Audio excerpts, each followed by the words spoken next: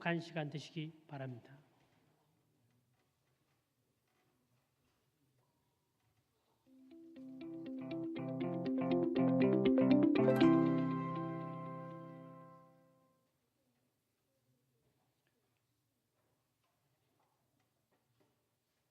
오늘 아름다운 찬양으로 하나님께 영광 돌려주신 우리 찬양대원 여러분, 하늘의 큰 복 많이 받으시길 바랍니다. 내내 찬양만 들었으면 좋겠는데요. 너무나도 아름다웠습니다. 감사합니다. 한 주일 동안 우리 교문을교회 성도님들이 보여주신 후위와 사랑에 진심으로 감사를 드립니다. 특별히 그저께 저녁은 대단했죠. 그럼에도 불구하고 정말 자리 그득, 정말 보기 좋게 이렇게 매일 자리를 지켜주시고 또 VIP 귀한 영혼들을 날마다 모시고 오느라 수고하신 우리 모든 교우님들께 진심으로 감사를 드립니다. 그 결과로 오늘 박남수, 안현선, 김하중 성도님 세 분이 침례를 받으셨어요. 얼마나 감사한지요. 우리 세 분에게 하나님의 크신 복이 더욱 평생토록, 아니 하늘나라에 당도할 때까지 꼭 함께하게 되시기를 주님의 이름으로 축복합니다. 특별히 교문리 교회의 자랑 가운데 하나는 우리 분이엘 학생 선교교회가 아닌가라는 생각이 드네요. 오늘 30여 명이 나와서 특창을 하는데 얼마나 마음이 뿌듯하고 흐뭇하던지요. 우리가 추구해야 될 세 가지 이상이 있다고 저는 믿습니다. 첫 번째는 with Jesus, 예수님과 함께 가야 되고요. 두 번째는 with neighbors, 우리의 이웃들과 함께 할 수 있어야 되고요. 그리고 마지막 세 번째가 with next입니다. 다음 세대들과 함께 가야 합니다. 왜냐하면 도시든 농촌이든 불문하고 교회의 고령화는 매우 심각한 문제거든요. 그런데 분이엘 학생 선교 사역을 통하여 한 자리 그득 우리 학생들이 정말 앉아있는 모습을 보니 마음이 왜 이렇게 훈훈한지요. 우리 한번 분이엘 학생 선교교회 우리 모든 회원들을 위해서, 성도들을 위해서 큰 격려의 박수 한번 부탁드려도 될까요? 네.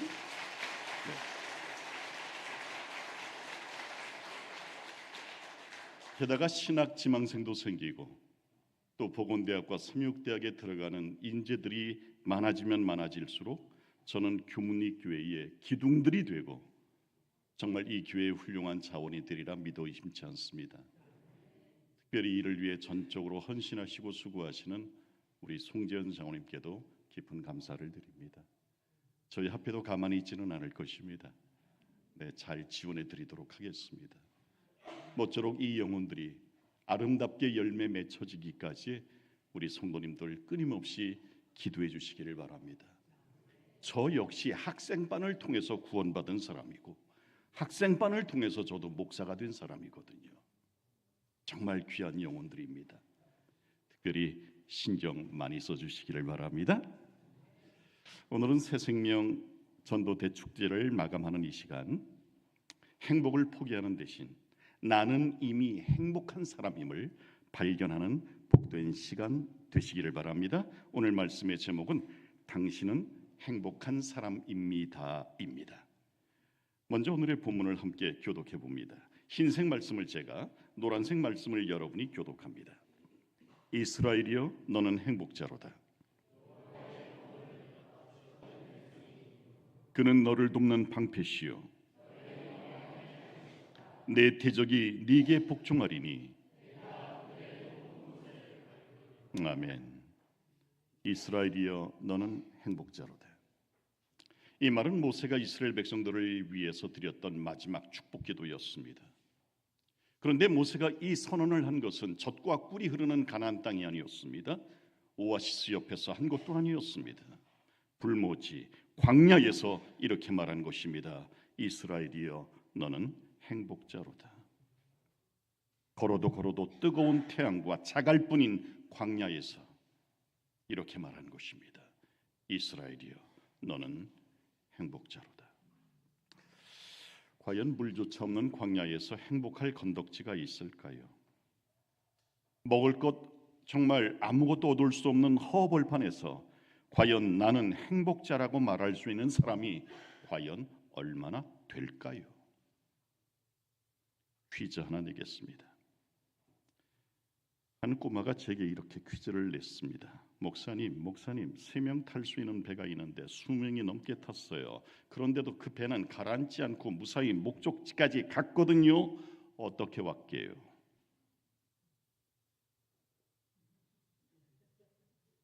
크리넥스 남아있지요? 자, 한번 손 들고 뭐 틀려도 좋으니 믿져야 본전이니 어떻게 왔을까요? 네, 저 뒤에 여학생.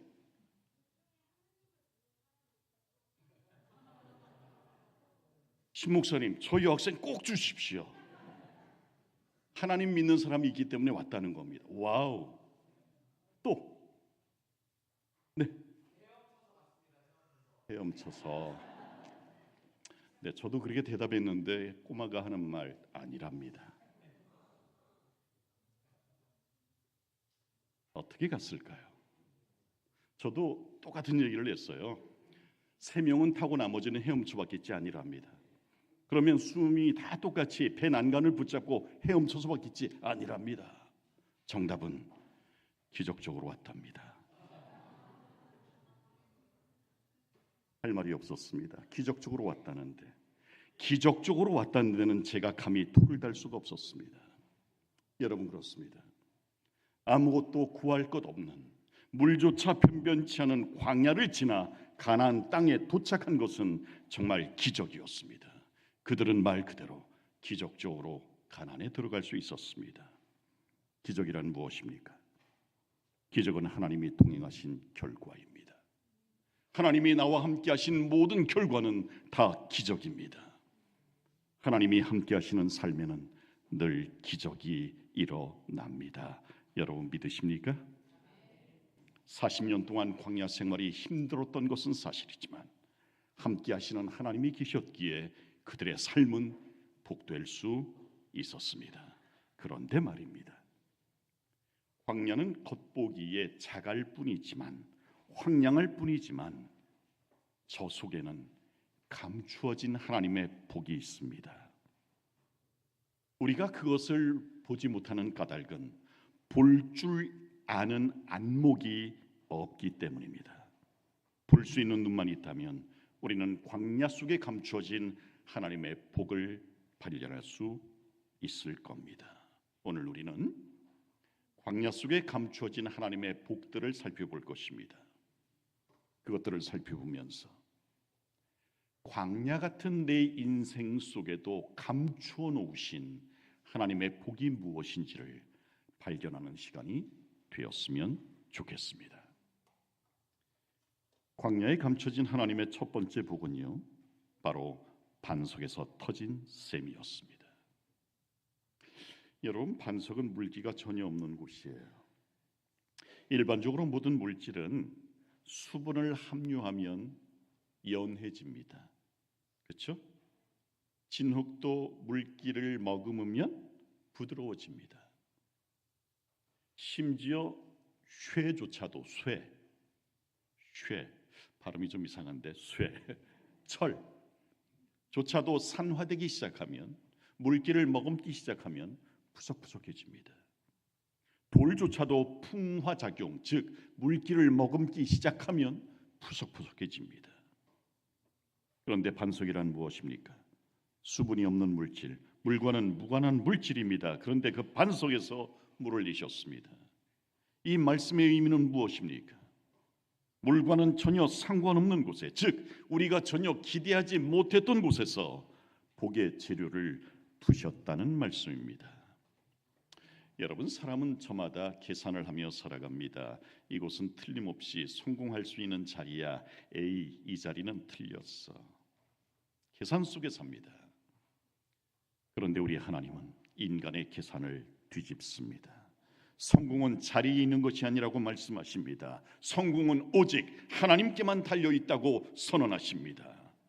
하나님은 전혀 예상치 못했던 곳에서도 복을 주시는 분이십니다. 한 지역에 홍수가 났습니다. 그런데 그 지역에는 신실한 크리스찬이 살고 있었습니다. 물이 점점 불어나자 하나님께 기도합니다. 하나님, 저를 구원하소서. 하늘에 밧줄을 내려 주소서. 기도가 맞춰지자마자 구명 튜브가 자기를 향해서 떠내려옵니다. 잡기만 하면 삽니다. 그런데 뭐라고 기도했습니까? 하늘의 밧줄을. 이건 기도의 응답이 아니라고 생각을 했고 그냥 보냅니다. 다시 기도했습니다. 하나님, 급합니다. 저를 구원하소서. 하늘의 밧줄을 보내주소서. 기도를 마치자마자 이번에는 구조대원들이 고무 보트를 타고 자기에게로 다가오는 것 아닙니까? 타기만 하면 삽니다. 그런데 뭐라고 기도했습니까? 하늘의 밧줄을. 응답이 아니었습니다. 다시 배오르기를 거절했습니다. 떠나고 난 다음 다시 기도했습니다. 하나님, 저를 구원하소서. 제발 구원하소서. 하늘의 밧줄을 하는데 갑자기 불어닥친 범람한 물살에 휩쓸려서 그만 물속으로 빠져들고 말았습니다. 성도 여러분, 내 방식대로 응답해 주셔야만 그것이 기도의 응답입니까? 내가 생각한 대로만 구원해 주셔야 그것이 구원입니까? 아닙니다. 하나님은 나를 도우시되 당신의 방법대로 도우시고, 하나님은 나를 구원해 주시되 당신의 방법대로 구원해 주신다는 사실을 우리는 기억해야 합니다. 내 방식을 고집하는 한 응답은 없을 것입니다. 응답은 내 잣대를 포기하고 하나님의 잣대를 붙잡는 순간 시작된다는 사실을 기억하시기를 간절히 바랍니다. 하나님은 반석에서 물을 내셨습니다. 나의 계산이나 나의 방법대로가 아니라 하나님의 방법대로 물을 내셨습니다. 인간이 도무지 개입할 수 없도록, 인간이 도무지 상상할 수 없는 방법으로 하나님은 반석에서 물을 내셨습니다. 하나님의 계산대로 도우셨습니다. 여러분, 우리의 마음속에 하나님의 계산을 포함시키며 사셨으면 좋겠습니다. 우리의 마음속에 하나님의 잣대가 언제나 남겨져 있기를 축복합니다. 반석의 물, 여전히 솟아나는 물이 있었기에 광야의 삶은 아름다울 수 있었습니다. 두 번째로 광야에 감춰졌던 복은 바로 만나였습니다. 여러분, 아무것도 없는 광야에서 양식을 구할 수 있다는 것은 정말 큰 복이었습니다. 그것도 하늘의 양식, 만나를 거둘 수 있는 것은 큰 복이었습니다. 에덴에서 만나가 있었습니까? 없었습니까? 없었습니다. 어디에서만 있었습니까? 오직 광야에서만 있었습니다. 에덴에서도 구할 수 없었던 만나를 하나님은 광야에서 넘치도록 주셨습니다. 퀴즈 하나 더 냅니다. 세상에서 제일 좋은 음식은 뭘까요? 우리 학생들 한번 또 맞춰보시겠습니까? 세상에서 가장 좋은 음식.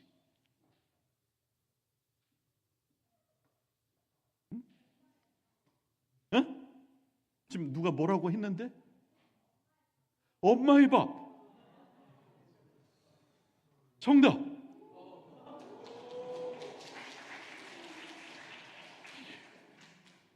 우리 어린 학생, 어린이가 우리 맞췄는데, 예, 꼭 좀 주셨으면 좋겠습니다. 크리넥스 떨어졌으면 제가 드릴게요. 여러분, 인류 레스토랑 음식이라 할지라도 그건 팔아먹기 위한 음식. 그런데 어머니의 음식은 재료는 좀 빈약할지라도 자녀를 위한 사랑만큼은 담뿍 담겨진 사랑 덩어리. 여러분, 사실이에요. 어머니가 주시는 음식은 그냥 음식이 아니에요. 사랑 덩어리예요. 그러니 세상에서 가장 좋은 음식은 어머니가 해주시는 음식일 수밖에요. 만나는 무엇일까요? 향신료는 없지만, 입맛을 자극하는 강한 양념은 없지만, 진정 우리를 위하는 하나님의 사랑 덩어리, 그게 만나죠. 힘들지만 그래도 광야의 삶이 아름다울 수 있었던 건 바로 이 만나가 있었기 때문입니다. 만나가 주어지는 동안은 그들의 삶이 비참하지 않았습니다. 그들의 삶은 여전히 복될 수 있었습니다. 지금도 만나가 내려진다는 사실을 여러분 아십니까? 지금도 우리에게 세미한 하나님의 음성으로 말씀의 만나가 내려진다는 사실을 여러분 아십니까? 오늘도 그 만나를 거두시길 바랍니다. 지금도 풍성히 내게 내려지는 말씀의 만나를 여러분 직접 거두시게 되시기를 바랍니다. 그럴 때 광야를 지날지라도 아름다운 삶, 복된 삶 될 수 있습니다. 광야에 감춰진 세 번째 복은 성소입니다. 여러분, 성소는 다음과 같은 두 가지 측면에서 우리에게 복이 됩니다. 우선 성소는 하나님이 우리와 함께 하시는 곳이지요. 그 성소가 어디에서 세워졌습니까? 광야에서 세워졌습니다. 에덴에서조차 볼 수 없었던 하나님의 집, 하나님의 장막이 사막에 펼쳐졌습니다. 아담과 하와조차도 에덴 동산에서 하나님과 24시간 동행은 불가능했습니다. 그랬기에 선악과를 따먹었던 것이지요. 그런데 광야에서는 하나님과 24시간 동행의 복이 주어졌습니다. 여러분, 광야가 에덴보다 더 아름다울 수 있었던 유일한 이유는 바로 하나님의 장막이 그들과 함께 했기 때문입니다. 칼 힐티라는 사람이 그의 저서 행복론에서 이렇게 이야기를 합니다. 인생 최대의 행복은 하나님 가까이에 있는 것이라고요. 그는 원래 무신론자였습니다. 77세를 일기로 세상을 떠나기까지 자기가 모은 수많은 학설과 수많은 이론을 총점검한 다음 그는 이런 결론을 내렸습니다. 인생 최대의 행복은 하나님 가까이에 있는 것이라고. 그런데 여러분, 저는 이런 사람들보다 더 행복한 사람을 알고 있습니다. 그 사람은 누구냐면 바로 하나님과 손 잡은 사람입니다. 하나님과 손을 잡았다는 것은 하나님의 권세와 손을 잡은 것이고, 하나님과 손을 잡았다는 것은 하나님의 능력과 손을 잡았다는 의미입니다. 하나님 곁에서 우두커니 지켜보는 사람보다는 하나님과 손을 붙잡고 동행하는 사람이 훨씬 더 복된 사람 아니겠습니까? 성소는 하나님과 죄인이 손잡는 장소입니다. 인간은 죄 용서를 구하고 하나님은 그 죄인의 손을 붙잡아 줌으로 용서를 받아주시는, 그래서 하나님과 죄인이 함께 손을 잡는 행복의 장소였던 거죠. 이 성소 덕분에 광야는 행복할 수 있었습니다. 또한 성소는 내 상처를 잘 싸매시는 곳이지요. 우리는 율법을 바라보면 바라볼수록 절망할 수밖에 없습니다. 왜? 율법은 우리를 죄인이라고 정죄하고 고발하기 때문입니다. 율법의 거울 앞에서 우리는 정수리부터 발끝까지 여러분 죄인이 되지요. 그런데 하나님께서 시내산에서 율법을 주신 직후에 곧바로 주신 것이 있는데 그게 바로 성소입니다. 여러분, 상처를 잘 감싸주면 진주가 됩니다. 진주는 조개가 자신의 상처 그리고 자기에게 고통을 주는 이 물질을 감싸고 또 감싼 결과로 생겨나는 보석이지요. 그래서 진주는 보석이기에 앞서 조개의 고통을 참아내는 조개의 눈물입니다. 성소란 무엇입니까? 하나님께서 내 상처를 싸매고 또 싸매서 믿음의 진주가 되게 하시는 곳, 그곳이 바로 성소임을 믿으시기 바랍니다. 아플 때마다, 죄로 인해 고통받을 때마다 우리는 하나님의 전을 찾아야 합니다. 이 전에서 우리 하나님은 우리의 상처를 싸매고 또 싸매 주십니다. 마침내 고통과 상처가 믿음의 진주가 되도록 우리 하나님 도우시고 역사해 주십니다. 이 성수가 있는 한 광야의 삶도 복될 수 있었습니다. 성수는 광야에 감춰진 하나님의 사랑이었습니다. 네 번째 감춰진 하나님의 복은 구름 기둥과 불 기둥이었습니다. 이 구름 기둥과 불 기둥은 첫 번째 완벽한 보호를 상징하고 있습니다. 낮에는 구름 기둥, 밤에는 불 기둥. 여러분, 세콘보다 안전하고 경동 보일러보다 따뜻하고 LG 휘센 에어컨보다 시원했던 불 기둥과 구름 기둥이었습니다. 부조와 선지자라고 하는 영감의 책을 보면 이 구름 기둥을 일컬어 뭐라고 표현을 하고 있냐면은 천개, 즉 하늘의 덮개, 하늘 텐트라고 표현하고 있습니다. 여러분, 광야는 살이 익을 정도로 뜨겁습니다. 그런데 성경에 나오는 나무 가운데 시띠나무라고 하는 게 있는데 일종의 아카시아 나무예요. 그런데 잎사귀는 아카시아의 10분의 1도 안 됩니다. 그러니 시띠나무의 그늘이라고 하는 것은요 너무나도 엉성합니다. 그런데 희한한 것은 그 엉성한 그늘인데도 들어가기만 하면 시원합니다. 정말 시원합니다. 성지순례 다녀오시는 분들 아마 다 아실 것입니다. 그래서 시띠나무의 별명이 뭐냐면은 그 베두인, 그 원주민들은 뭐라고 부르냐면 냉장고 나무라고 부릅니다. 실제로 여러분, 시띠나무의 그늘이 그 정도였다면 천개 하늘 텐트의 그늘은 얼마나 시원했을까요? 또한 구름 기둥과 불 기둥은 완벽한 안내판이었습니다. 기둥들이 가면 이스라엘도 가고 기둥들이 멈추면 그들도 멈췄습니다. 그들의 여정길은 생각보다 쉬웠습니다. 가면 가고 서면 됐으니까 말입니다. 나침반도 없습니다. 지도도 없습니다. 그런데 사막 한가운데서 하나님은 그들을 완벽히 인도하신 것입니다. 얼마나 신비한 사랑입니까? 놀라운 사랑입니까? 그들은 모두 광야에서 비참해질 줄 알았습니다. 처절해질 줄 알았습니다. 그러나 하나님은 구름 기둥과 불 기둥으로 그들을 보호하셨고 그들을 인도해 내셨습니다. 광야에 감춰진 또 하나의 복이 있는데 그것이 바로 신명기 8장 2절입니다. 우리 함께 읽어봅시다. 시작. 네 하나님 여호와께서 이 40년 동안에 너로 광야의 길을 걷게 하신 것을 기억하라. 여기 뭐라고 되어 있습니까? 광야를 걷게 만든 장본인이 누구라는 것입니까? 하나님이시라는 것입니다. 여러분, 아무리 힘들고 어려워도 하나님이 그렇게 하셨다면 우리는 토를 달 수 없습니다. 왜? 하나님은 실수가 없는 분이시기 때문에 그렇습니다. 하나님이 나에게 무엇인가 고통을 주신다면 그 고통도 목적이 있어서입니다. 뜻이 있어서입니다.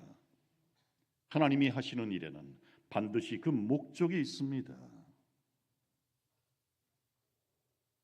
그런데 예레미야가 3장 33절에 보면 뭐라고 되어 있냐면 주께서 인생으로 고생하며 근심하게 하심이 뭐가 아니다? 본심이 아니라는 거예요. 그럼 40년 동안 광야로 내모신 분도 하나님이시고 인생으로 고생하고 근심하게 하는 것이 하나님의 본심이 아니라면 도대체 하나님은 이스라엘 백성들을 무엇 때문에 40년 동안이나 광야를 걷게 하신 걸까요? 여러분, 시커먼 기름때 묻은 채로 샤워 없이 새 옷으로 갈아입는 게 의미가 있을까요? 없죠. 마찬가지예요. 40년 동안 찌든 애굽대를 가지고 가나안 땅에 들어가는 것은 의미가 없었습니다. 거룩한 땅을 오염시킬 뿐이었습니다. 그래서 가나안에 들어가기 전에 애굽의 모든 죄악들, 애굽의 모든 묵은 때들을 다 씻겨내시기를 원하셨습니다. 스스로 버리지 못하니까 강제로라도 씻겨내시려는 하나님의 배려와 사랑, 그것이 바로 광야였던 것입니다.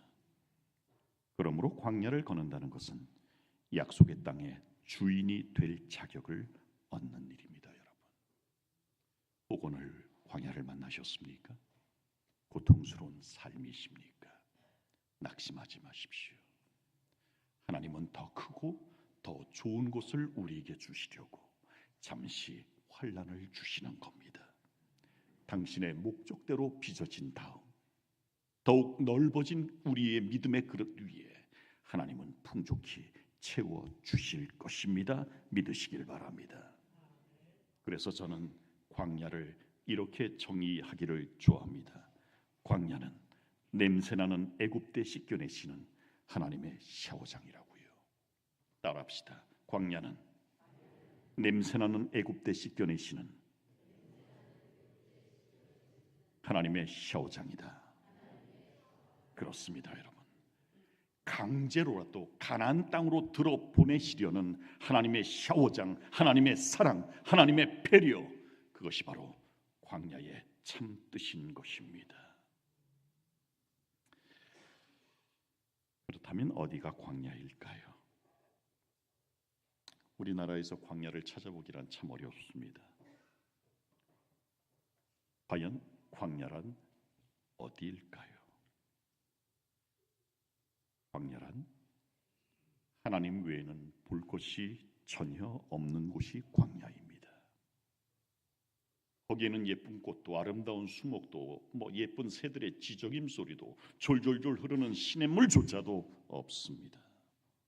아무것도 볼 것이 없는 곳이 광야입니다. 하지만 광야는 그래서 더 아름답습니다. 왜? 하나님 외에는 볼 곳이 없기에, 그래서 절대적으로 하나님만 바라볼 수 있기에, 절대적으로 하나님께만 집중할 수 있기에 광야는 오히려 더 아름다운 것입니다.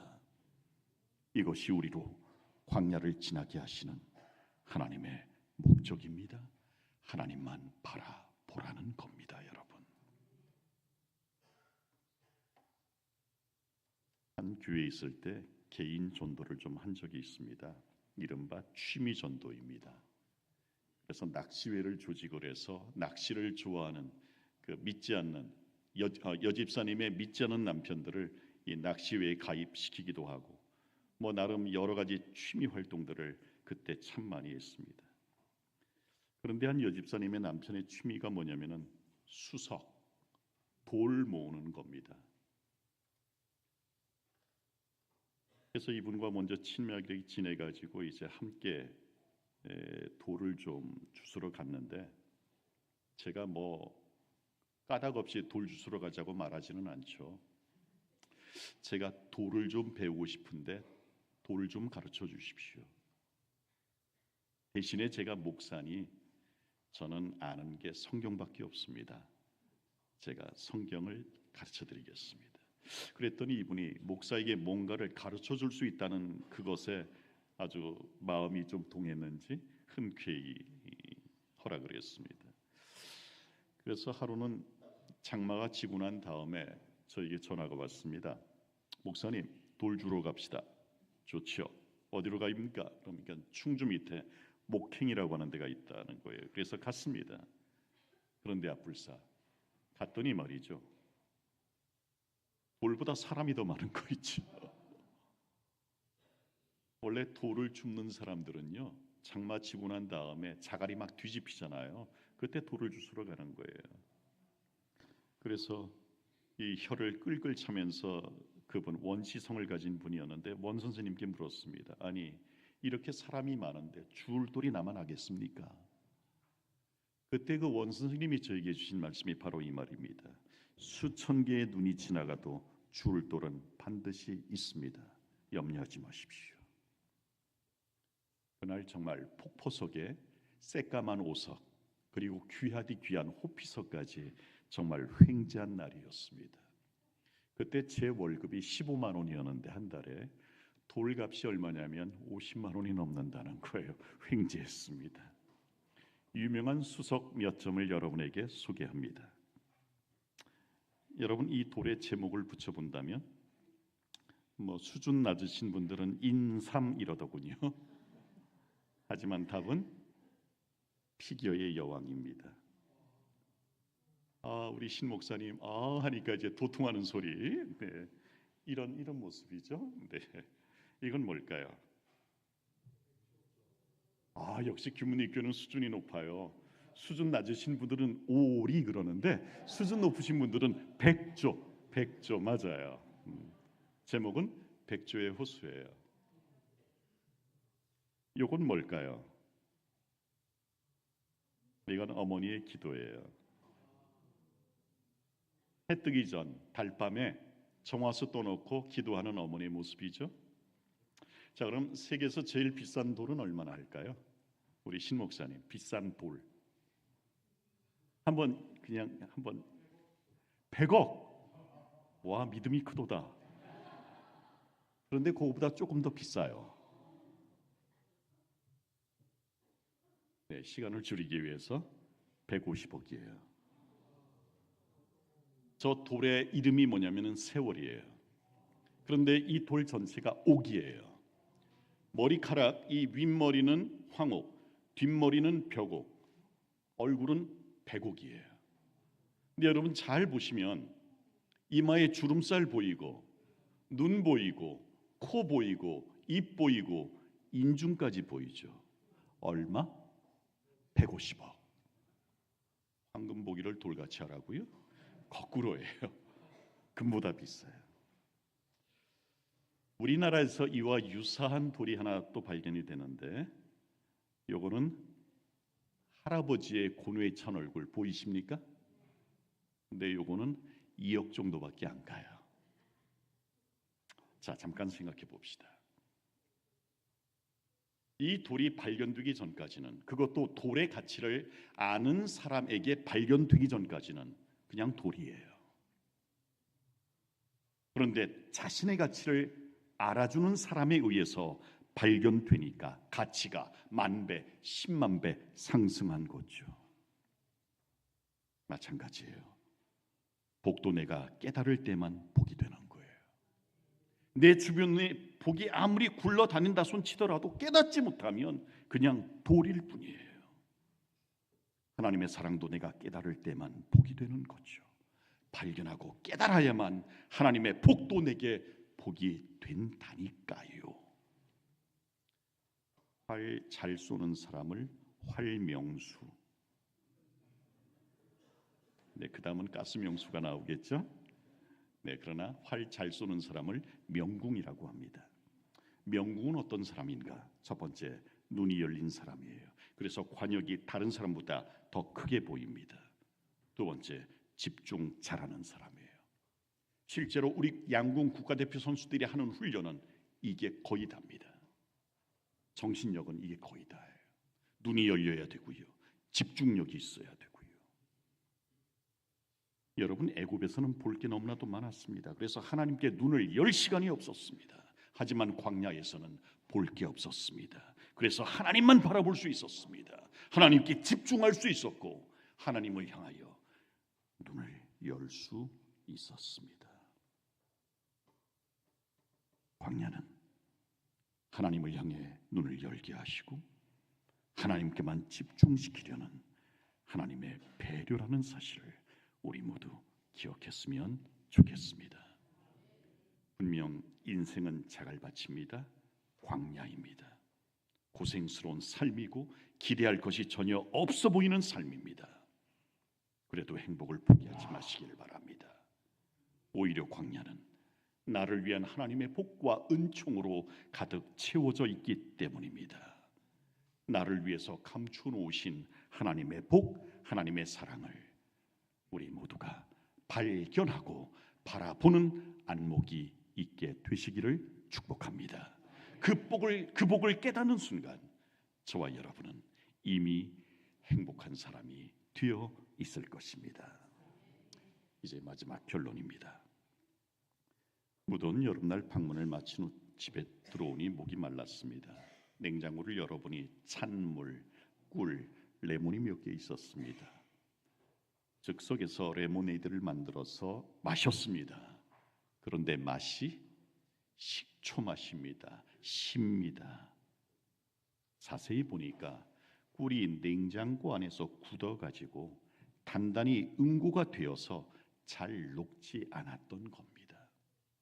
저 잔 속에는 분명히 달콤한 재료가 있었음에도 잘 젖지 않아서 녹지 않아서 식초맛만 났던 겁니다. 여러분, 그렇습니다. 우리는 행복해야 될 권리가 있습니다. 그리고 우리는 이미 행복의 재료가 가득 채워진 사람들입니다. 다만 잘 젖지 않은 것이 문제라는 거죠. 믿음으로 잘 져봅시다. 내 인생의 잔 속에 가득 담아 놓으신 하나님의 달콤한 재료들, 복의 재료들, 행복의 재료들 우리 잘 저어서 정말 가득 행복이 넘치는 복된 삶이 되시기를 간절히 바랍니다. 오늘로써 여러분은 행복의 열쇠를 다 받으셨습니다. 이제는 그 열쇠를 가지고 우리 하나님 앞으로 나아가셨으면 좋겠습니다. 행복의 문을 향하여 나가서 그 열쇠를 가지고 행복의 문을 여시고 부디 예수님을 만나 가장 복되고 아름답고 행복한 삶을 끝까지 살아나가시는 저와 여러분 되시기를 바라면서 모든 말씀 마칩니다. 그동안 교문리 성도님들 정말 감사했습니다. 여러분이 보여주신 후의와 사랑 잊지 않고 살겠습니다. 그리고 동정원 앞에는 교문리 교회를 늘 기억하고 특별히 분이엘 학생 선교교회를 잘 기억하여 열심히 후원하는 합회가 될 수 있도록 노력하겠습니다. 다시 한번 감사드립니다.